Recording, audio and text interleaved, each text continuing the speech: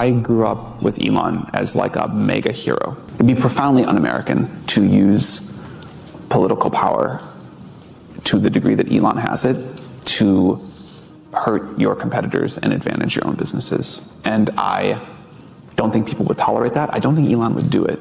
He is truly one of the great entrepreneurs of our lifetime. I mean, no ifs, no ands, no buts. Elon being on the phone call for Trump is being the richest guy on earth is far more important than anything else that you could be to him. That's what he values.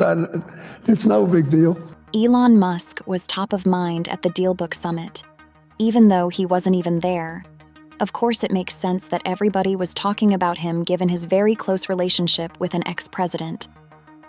We saw Elon Musk's influence over Donald Trump grow during the election, and now he's inside the administration. What was your take on what all these CEOs had to say? I mean, glowing reviews. Do you think they were sincere, or do you think they want to make sure they're on the right side of Trump, and that means be on the right side of Musk? You know, he's in a position now with Trump's ear and the influence that he has to potentially guide the government to favor companies that he has in AI, in other sectors. And, you know, I saw what I thought was a pretty genuine response there from Sam Altman, believing that he wouldn't exploit the power that he has, the connections that he has. I'm talking about Elon Musk here. I noted that came up with Jeff Bezos as well, because, of course, Jeff Bezos has an interest in space, too. He also very publicly at the conference today kind of doubled down on that as well, thinking that, you know, there's no way that Elon Musk would exploit, again, these connections that he has to kind of benefit his own companies. I think that the jury's out on that, given just how close they do seem to be.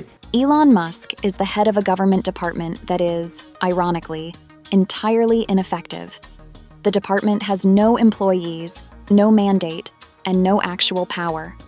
While Musk is technically in charge, he shares the position as a co-head. Despite its supposed efficiency, the existence of co-heads adds complexity.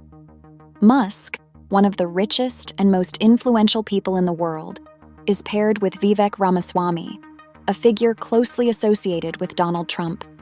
However, it raises the question, has Trump essentially sidelined Musk to a powerless role where he can talk all he wants but is unable to act without Ramaswamy's approval?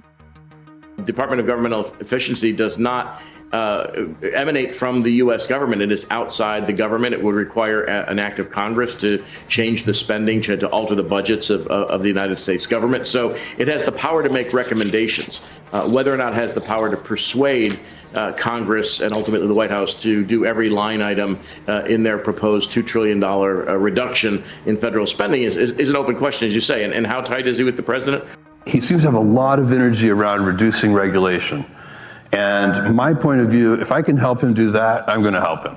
Because we do have too much regulation in this country. This country is so set up to grow. By the way, all of our problems, all of our economic problems, like if you look at the deficit and, I mean, you know, the debt, the national debt, and how gigantic it is as a portion of GDP, these are real problems, and they're real long-term problems. And the way you get out of them is by outgrowing them.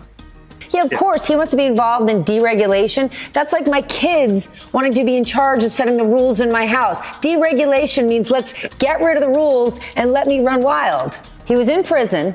He was in the last Trump administration, focused on trade policy. He's going to do that again.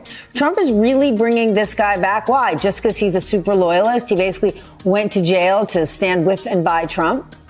I mean, you look back on that first term, and he was somebody who was always mixing it up. Every cabinet official feared that he would have, you know, the last minute in the room with Donald Trump and be able to sway his mind and make him do something extraordinary and dangerous. Here we have him again, and I think what's really interesting about this is when President-elect Trump picked Scott Bessent to be his Treasury Secretary, there was this feeling all across Wall Street that, oh, Donald Trump is taking a safe approach now. He's picking somebody who's not going to do anything radical. He's somebody who Wall Street largely knows. Well, introducing Peter Navarro again to that mix is just going to gum things up. I think best case, going to introduce somebody who's going to be pushing for these kind of hawkish policies, dangerous policies that are going to make kind of any cooler heads have to really struggle to be heard in that room, be that the cabinet room or any kind of room with the president and other policymakers.